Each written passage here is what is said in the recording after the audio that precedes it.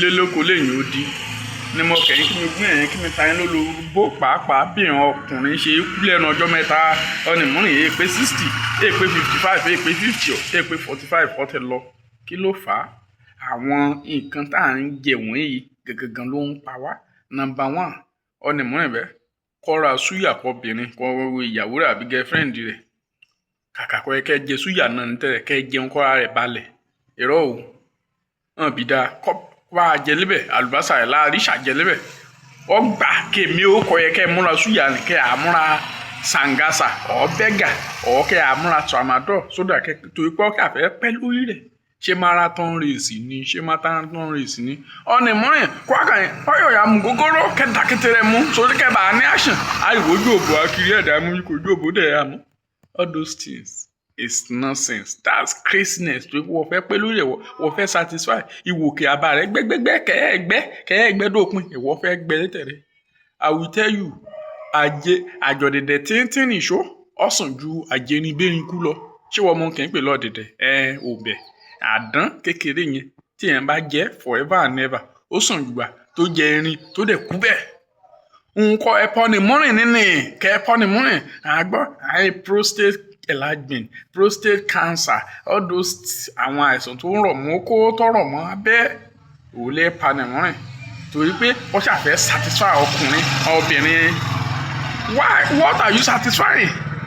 ọ̀nì kò fún ní ribs rẹ ogungun àyà rẹ kọ́ dẹ̀ fẹ́ onílẹ̀ power at the end of the day ló gbà kọ́ fẹ́ satisfy rẹ ṣé wẹ̀lì ìrònú ni so mo fẹ́ ọ̀nìmọ́rìn bẹ́ẹ̀ kó ṣì yín adìyẹ náà mú ṣe amókòlè kó kẹ́yìn kíní o alẹ́ ni afàtọ́ ni ó sì ní adìyẹ ní ṣe àgbéjẹ ọ̀nìmọ́rìn yóò ọ̀mọ̀tọ̀ ọ̀jọ̀ ló bí ẹran lérí pé ó ṣàfẹ́ satisfy obìnrin. What are you satisfying? Kọ́ ṣalẹ́ lágbára rẹ̀ gbé díẹ̀ ṣé kó de o ṣe lóru o ṣe kó wọ̀ ọ́ kọ́ dẹ̀ ṣe ìdájí ni ṣé náà orin nìkan nìkan dùn jù ó ti tó èṣe dandan kọ́ pa rẹ̀ lẹ́ẹ̀kan pé wọ́n fẹ́ lo 2 hours. Let me tell you something where is Anthony Joshua? Ó ní méjì ní méjì nínú boxing ring ṣé boxing ring ló wà ní? Why must you kill yourself because you want to satisfy a woman?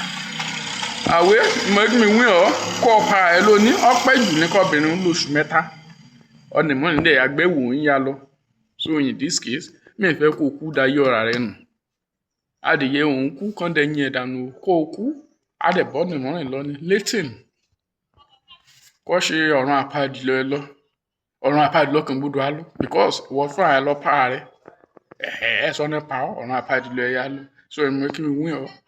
mọ̀ pa rẹ pàápàá ẹ̀yin followers mi tẹ́ ń gbọ́rọ̀ mi wọ̀nyí ẹ bá mi share kó kan àwọn ọkùnrin tẹ́ ẹ fẹ́ kó kú ikú àìpọ́jọ́ ẹ bá mi share kó dọ́dọ̀ wọn ìyẹn náà ọ̀rọ̀ ìmọ̀rí gẹ́gẹ́ bí èrín ìrí gẹ́gẹ́ bí òkè yóò mú sí back of your mind kí n máa fẹ́ lo bẹ́gà ní kéde rántí pé ẹ̀ ń dín èjì yín kù díẹ̀díẹ̀ nìyẹn ọjọ́ orí yín kúrú dẹ́dẹ̀dẹ́ nínú tẹ́lẹ̀ nínú Bible 120 years nìkan lò ó ti dá 70 years wáyé ti yá dẹ̀dá 40 years kí ló fà nǹkan tẹ̀ ń jẹ ló ń pa yín ire o.